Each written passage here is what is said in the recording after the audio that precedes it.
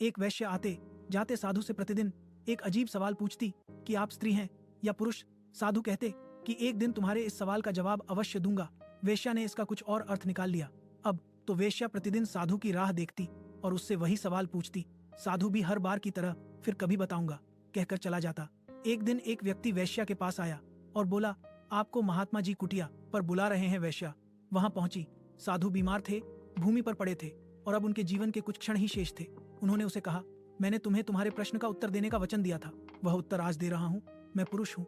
वेश्या बोली, यह उत्तर तो आप कभी भी दे सकते थे। साधु ने कहा, केवल पुरुष का शरीर मिलने से कोई पुरुष नहीं हो जाता। जो संसार के भोगों में आसक्त है वो माया के अधीन है और माया के अधीन जीव माया की कठपुतली है। तो वो स्त्री ही है जो माया की अधीनता के बिना जीवन जीता है, वही पुरुष है। और माया का स्वामी उसे एकात्मता प्राप्त करने पर ही पुरुषत्व प्राप्त होता है। जीवन जब तक है कोई नहीं कह सकता कि कब माया उसे नचा लेगी। परंतु अब मैं जा रहा हूँ। अब मैं कह सकता हूँ कि माया मेरा कुछ नहीं कर सकी। अब मैं समझ